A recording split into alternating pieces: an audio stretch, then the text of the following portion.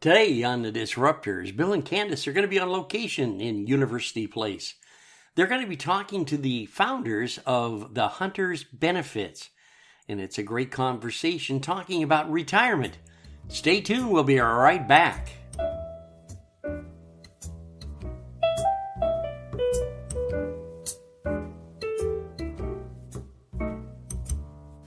I'm Bill. And I'm Candace. And we're the Disruptors. Hey, welcome to the show, Bill. It's nice that you could move us out of the cave and put us into a really nice facility for a change. Well, that's because we're on location. Oh, okay. So this is just a one-time...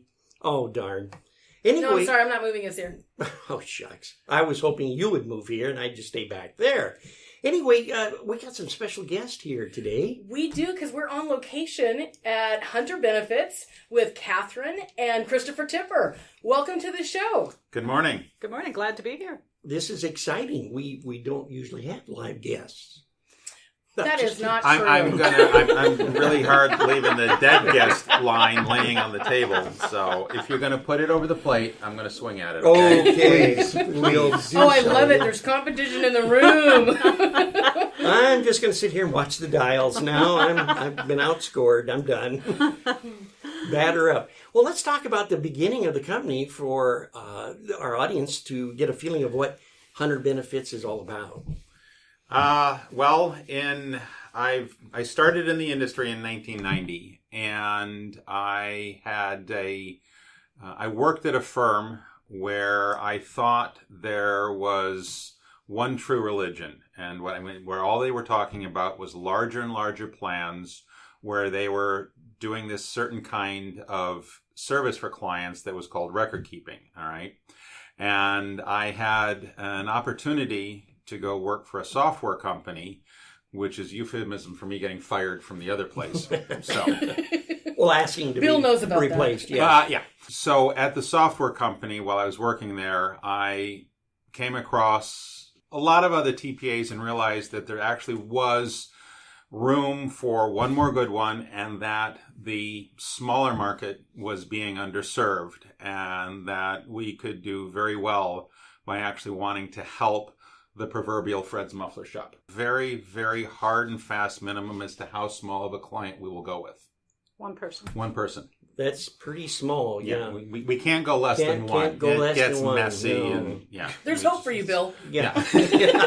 I've come to the right place. Yeah. Well, this should add a lot of focus to the show today. That gave us hope that we could go out and do this on our own, and I had actually always been wanting to do something on my own, to have my own company. But the prior two times I looked at it, it was from a position of panic and fear and desperation. And I didn't think that was a really good time. But I was actually very, very happy working where I was at. And so since I had a good job I was happy with, but was still feeling a very strong itch, and Catherine was very supportive of going out on my own, I figured now was the time. Now was the time to before I step got forward. too old. Give us an idea what Hunter Benefits is all about. How much tape do you have? Well, I can go on for, let's see, 5 straight hours if you wish. Yeah. All right, I'm going to need another cup of coffee here. So what Hunter Benefits is about is we are doing what we can to make the compliance burden... I'm sorry, every so often in here I'm going to have to throw in industry-specific words. I'm going to try to make it as user-friendly as possible, I guess. So what we are trying to do is to take as much of the burden off of the employer's desk to make a complex, annoying, discombobulating, sometimes very frustrating process, take that away from the plan sponsor so that they feel much more comfortable about having the retirement plan. Sometimes we help clients set things up so that the plan benefits the owners. However, in order for a plan to benefit the owner, you still have, the rank and file is still getting a benefit they would not have had otherwise. I see, okay. But as we get in the weeds, what this allows is small companies to have big company benefits. You know, big companies have big HR people who can do all sorts of great things. In a small company, it's hard for them to get to some of these other issues that are really critical. And your retirement plan is really critical, and small companies need them as well. So that's part of what we're doing, is we're focusing on that side of the market and being very personable and giving a very high level of service. I see. It's very interesting because most companies now, I should say most employees, are only at a company for maybe 10 years, which is unfortunate.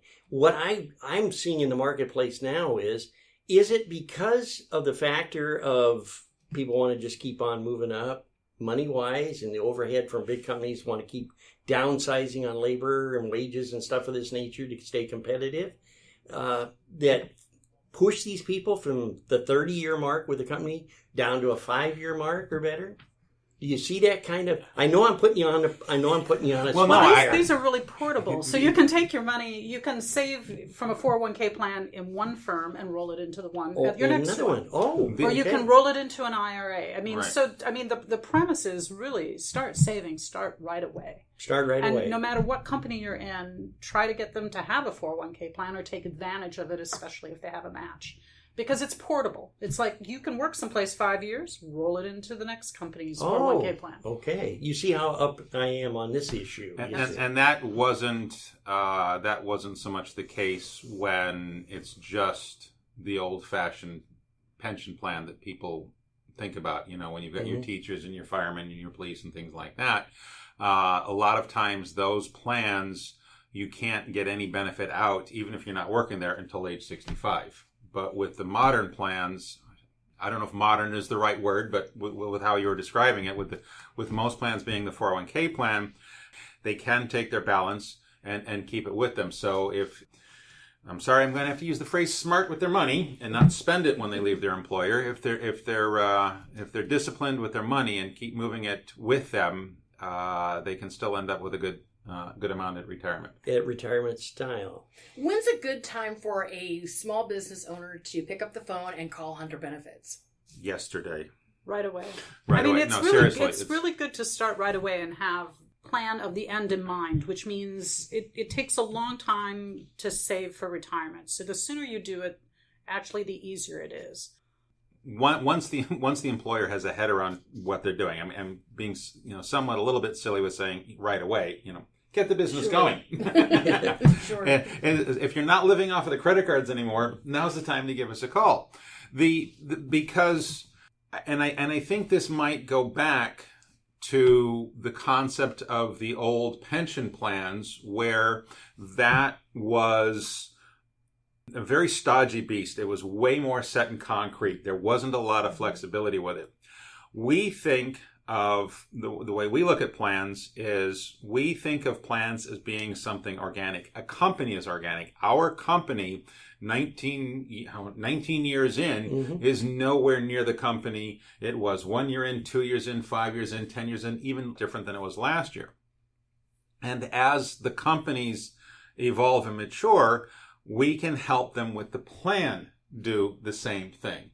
So we can start off with a plan that is substantially very basic, that doesn't have a lot of bells or whistles, but helps them to start meeting their retirement needs. It's not retirement goals, it's not retirement wants, it's retirement needs. Yes. Very true. And survival. So many people don't really think about it. They go to work. They hope that when they get ready to retire, that Social Security will be there, of course. And they don't really prepare themselves at all. And then all of a sudden, the door closes, and they're out working at Walmart, which is a good employer, I guess. But I always found it's a little rough to stand there and welcome to Walmart, now get your stuff and get out, when you're older. So, but it's good to have a couple of revenue streams, basically. I mean, most of us still want Social Security to be there, even if it looks scary sometimes. But having a 401k plan makes sure that you have another revenue stream that comes in that can help you out. And so, maybe Walmart's your third revenue stream, but it makes it so that you're not so pinched at the end and that you have some flexibility. And does this really help, I would imagine, with the business also and the tax problems and keeping... I always like to bring that up. Candace is now beating on my knee. Shut up, don't go there. Yeah. No, go there. Well, give me a kind of a projection of how that fits into this. Well, It depends on what the motivation for having the plan is. Sometimes we have a plan where the only motivation is the owner. But as I said, the way the rules have been written since, well, with the advent of ERISA in 1974, the way the rules have been written, even when a plan is trying to benefit the owner the most, the rank and file is still getting a substantial benefit. Okay, so you've got three basic motives. And by the way, I am answering your tax question. Oh, okay. You've got three basic motives for having a plan. Benefit only the owners and the staff as little as possible. Mm-hmm. The opposite of that, it's truly an employee benefit plan. Okay. The company owners, maybe they're not even active employees. They're just silent owners, silent partners, whatever. They truly want a plan for the employees, for retention, to be competitive in the marketplace, for reasons for the employees' benefit. And then the third one is the one in the middle. So when we're looking at a purely employee retirement plan, we're not taking into account the tax consequences too much because they may be tertiary in importance. Oh. But there's the benefit there. But when we're setting up a plan for the owners, when we've got a small group of employees or a large percentage of owners, we can usually set the plan up so that the contribution to the staff is less than the tax savings. So in other words, they're ahead of the game by having the plan.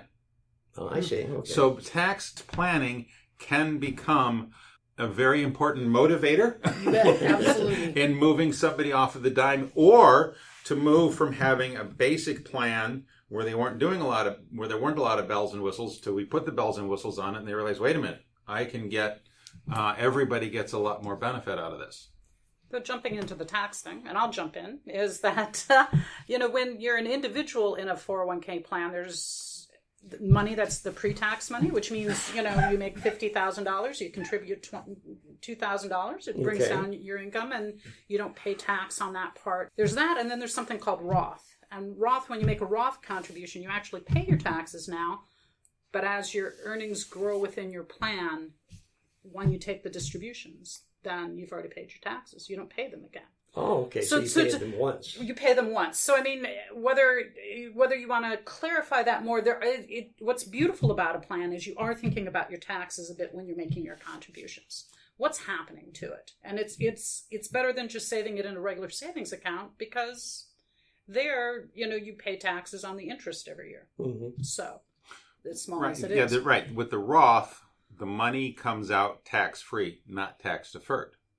All right. And and there's a big difference in that. And even though the concept of Roth has been around for quite some time, there's still a lot of people out there who think that they're making too much money to have a Roth 401k. That's not the case. You can have too much family income to make a Roth IRA contribution, but inside a 401k plan, there's no such thing as a compensation limit. Regardless of the compensation, people can make the after-tax Roth contribution and get its tax benefits. So there's a lot more tax flexibility in terms of going in that direction. Yeah, and going in that direction. So that makes sense. Nowadays there's so much controversy. When you go to work and they present you with a package and all this, and you're not sure. I think I want to do this. I don't know what I'm doing. Is that just because the industry is so changing so fast that people don't really get an understanding of what a 401k is or what a Roth plan is? Or I know this is going to be a tough one. I know. No, I think for most people, you have to learn to walk before you learn to run. Mm-hmm. And some of it is when you're 20 and you start your first job. Most people just don't know much about investments. Most people don't know much about plans. But it's a good thing to start saving money in it and start paying attention and start training yourself so you understand it better. Yes, there's some complex, it looks daunting from the front end. Mm-hmm. I agree. But it's learning to walk before you run and start it early and do it. And the complexity, part of the plan, there should be some education in it to help you understand it. But what else would you like to say on how to make it seem more approachable to people? Well, what I was going to say is that there are a lot of vendor partners out there who are trying to be helpful with education. Mm-hmm. That doesn't mean they're trying to give anybody a PhD in finance or anything like that, but just to help to understand the basic The basics. reasons for why. The problem is